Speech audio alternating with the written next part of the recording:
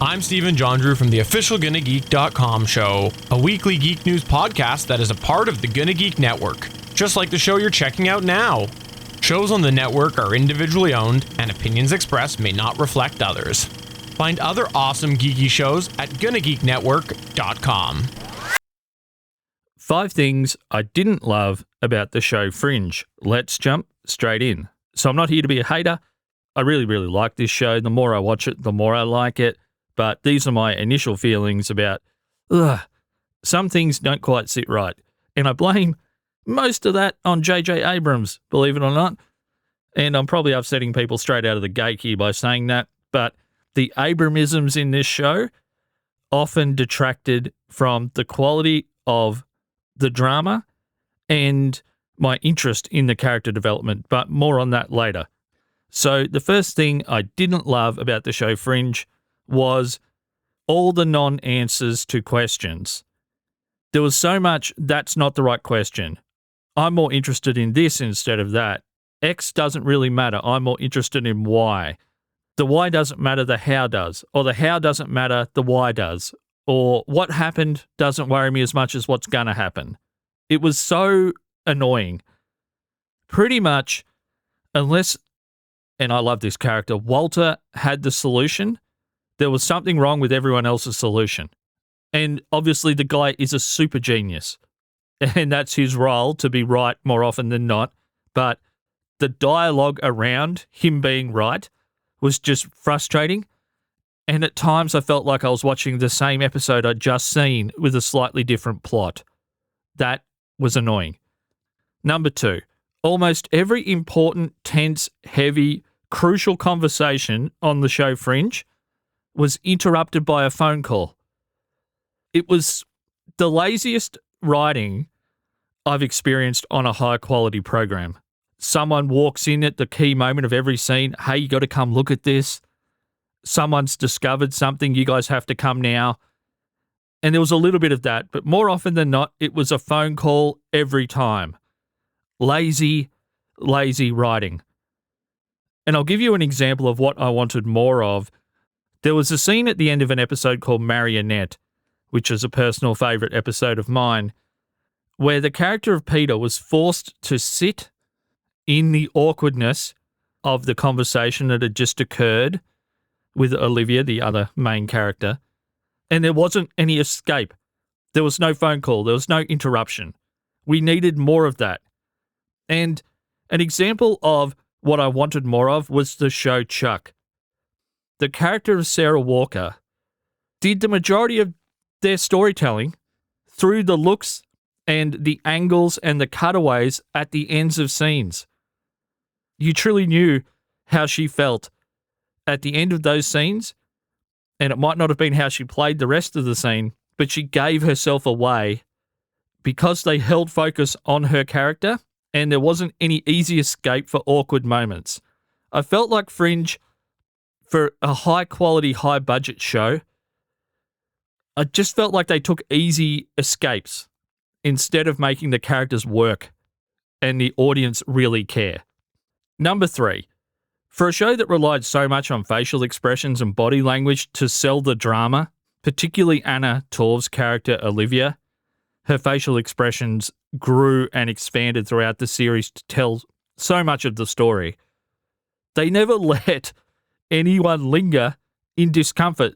So this goes back to number 2, but it's more a technical thing. In the most awkward moments, they would have these weird camera angles where the person would be walking away and you'd be looking at the back of their head and you know they're uncomfortable. You know that someone's just said something, they played it one way, but they really felt another way. And we're looking at the back of their shoulder and they're walking away talking, and that's ADR'd poorly. And we don't get to see their face or the person that they've been interacting with because they're following them. So we're almost point of view out of their eyes at the back of the person's head. Awful cinematography at times for a beautiful show. It's a beautiful show. And yeah, I just can't get over just some of the shortcuts that they took, which just sucked the drama right out of this show at times. Absolutely inexcusable. Just like me, you won't hear it, but I just smacked the mic with my hand. Inexcusable. in terms of craft. Number 4, and this one drove me absolutely bonkers, and it's one of the things that, having watched the show many times, and I like it more, and I understand how certain characters played things a little differently than I expected maybe they would. Olivia, for example, is played very different in the main timeline, the main Olivia, we'll call her. Not exactly how I would have expected a character to be played, and it took me a bit of time to get used to the reserved nature of Anna Torv's approach to that particular version of the character. This element of the text of the show drove me nuts. They would open threads and not bother to close them at all. And not little threads, not here's a new character that might go away after a few episodes, we didn't really need them. These were big, major arc moments, potentially, that were just forgotten about, ignored, or moved on from with no explanation. So here's a couple.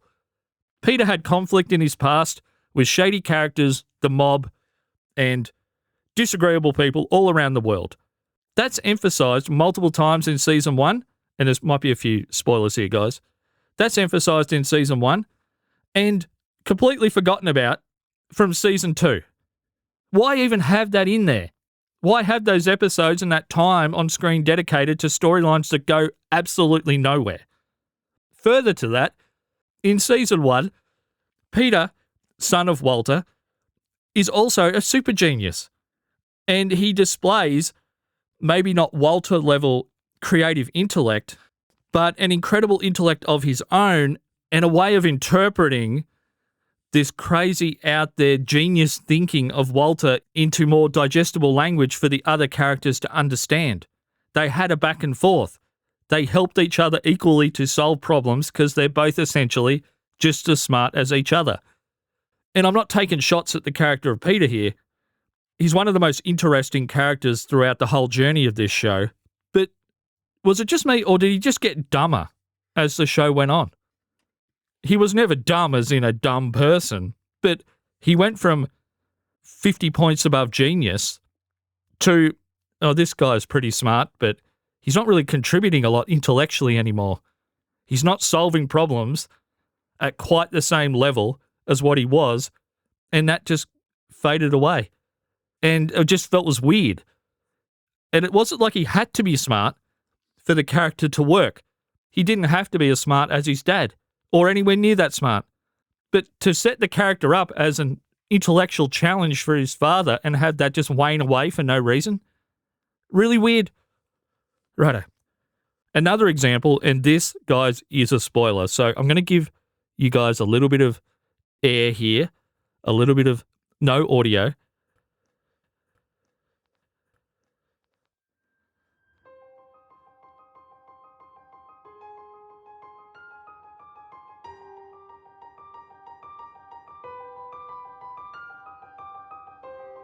Okay, here we go. This is a spoiler. Quote, which of the two universes that survives depends on which Olivia Peter chooses. Unquote. This was not really ever challenged. This was a big statement, an entire scene, and was not followed up on in any meaningful way with the two Olivias. Absolutely, mind-bogglingly confusing and annoying. Righto, spoiler over. There were moments on this show where potentially great, challenging, and interesting stories were set up through pivotal scenes, a lot of screen time between characters setting up these potential future timelines and stories that were never actually dealt with. They were kind of hinted at best, and then sometimes through the timey-wimey nature of Fringe, which they relied on way too much in the text, in my opinion, were just rendered irrelevant, even if they had have dealt with them. Really, I'm happy I'm planning on a Things I Loved About Fringe episode, because if I didn't already have that all written down, I'm not sure I'd feel like doing one in the future, because these are all so annoying. And just a reminder, I'm not hating on the show to hate on it. It's just, it could have been so great if they didn't take so many shortcuts in the text. Okay, number 5. The ADR, the dialogue replacement on this show, which every show does, was very poorly done. It's just a little bit off the quality you would expect from a major television show. That's all. And here we go, number 6, the J.J. Abramisms. They're just rife in this show. They're in every part of the show. There's glyphs, there's colorization, there's fan service, Easter eggs, numbers. These are all cool things. I notice more and more of them the more I watch the show. They're really interesting. And they tie that Abramverse, I'm not sure if that's what they call it, the Abramverse together in a lot of ways, which is super cool. But my issue is, in Fringe, it was just icing on a cake that wasn't cooked yet. The character development in Fringe was pretty good, I'll admit that. But moment-to-moment dialogue, abandoning storylines, not letting anyone's tension linger on screen for more than half a second without a phone call. All these lazy outs in every scene. These are things that I think could have got more attention and should have got more attention than whether a certain glyph means a certain thing for 5 episodes from now and you've got to make this callback in your head to remember that that was important, that 30 seconds of screen time, where they overemphasize a certain number that originally was from Lost and it might mean something here, but it really doesn't mean anything beyond J.J. Abrams made this show. It's almost like branding the show with your own brand, like a farmer would. But it means nothing to the story in the end. You don't do anything with it. It's just there to prove you made it. But the thing you're sticking it on top of isn't good enough yet. It drove me half cracked with all of these Abramisms in every episode, as though that was enough to make an otherwise strange episode pacing-wise or narrative-wise, or the text itself just wasn't that great. These things were enough to elevate the show into an elite category. Well, sorry, JJ and team, they just weren't. A little bit more attention on the text and a little bit less, how can we jam in 45,000 million gazillion Abramisms into every episode so people talk about it on the internet like they did with Lost? You've lost me. Righto. Okay. I'm not sure whether I said anything today. Let me know if I did. Let me know if you agree, disagree. Let me know if you think I've just gone completely cracked, as I mentioned earlier. I'd love to hear from you. josh@jcaldigital.org. You can subscribe, follow, share, all the things for On the Bubble podcast in Apple Podcasts, Spotify, YouTube, all the places.